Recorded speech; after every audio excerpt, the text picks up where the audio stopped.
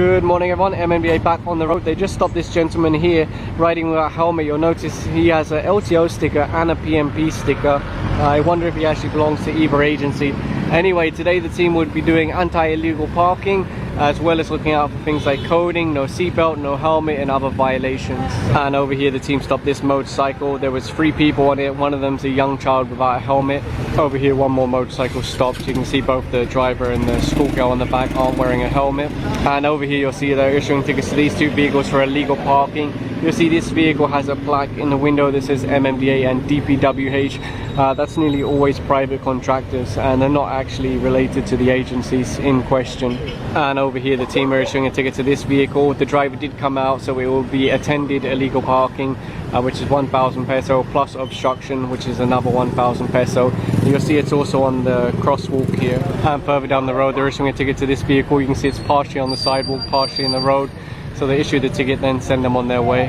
And one more ticket over here for parking on the sidewalk. Of course, it forces pedestrians into the road, putting them at risk of being hit by passing vehicles. Over here they bumped into this fruit stand, half of which is on the sidewalk. So they asked him, or told him, you need to push this back. And he said, yeah, tomorrow. They said, no, not tomorrow, today. So you can see the gentleman is now removing his fruits, and I think Scott will be helping him to move this back. If you look along this road, you can see the width of the sidewalk is pretty consistent.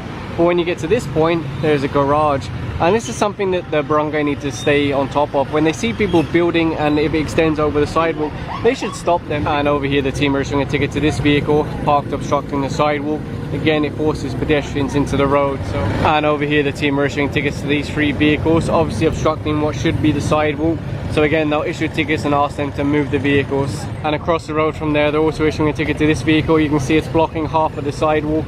I think this one is unattended, so it will be a more expensive violation. Over here you'll see someone's installed a fence obstructing the sidewalk. They've asked the owner to remove it. In my experience, when you ask someone to remove their own obstructions, it pretty much never happens. And over here one more ticket being issued. You can see obstructing the sidewalk. And if you look over here, you'll see another garage that's had its wall extended to occupy the sidewalk. But they will be issuing tickets to the 2 vehicles parked inside for obstructing what should actually be the sidewalk. Over here you'll see the sidewalk clearing team are breaking down this fence. It's been installed over the sidewalk. This appears to be some kind of eatery. They're also removing the sign that's hanging over the sidewalk. I do wonder why they removed this one but not the fence that they saw earlier.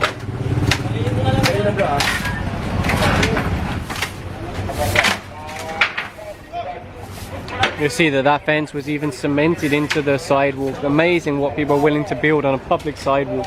And there you go, the sidewalk is now passable again for pedestrians, people in wheelchairs, people with baby strollers and things like that. Remember, it is for pedestrians, it's not for businesses. And as the team move further down the road, they're finding more obstructions on the sidewalk. You can see these shelves here. You can see this, I don't know what you call this, like an oven or something. Obviously it's for a business again. They won't be confiscating this, they're just telling them to take it inside. There is a chance it will be back here later, but maybe not. And in fact, just behind that oven, they built this on the sidewalk also. They won't self-demolish. In my experience, people never self-demolish. Across the road here, you can see the whole sidewalk disappears. There's so many obstructions here. This little house or business has been extended over the sidewalk, completely disappeared. Again, they've asked the owner to self-demolish, but of course they most likely won't. And if you look over here, sidewalk until you get to this point, and then obviously this business is extended. Like I mentioned earlier, in an ideal world it would be the barangay that stay on top of this kind of thing. When they see someone extending their house or their business over the sidewalk, tell them to stop, because it's not meant to be a free space that you can expand your business or home over. It's really meant to be a sidewalk for pedestrians. And further down the road, one more motorcycle, 2 passengers, no helmets.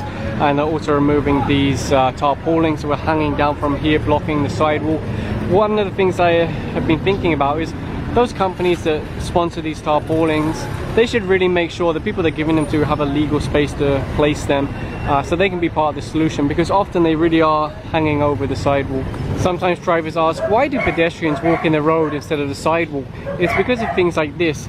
It's never just a flat sidewalk, it's up, down, ramps. Imagine trying to walk on this, it's very difficult. In fact, I can't, it's too steep.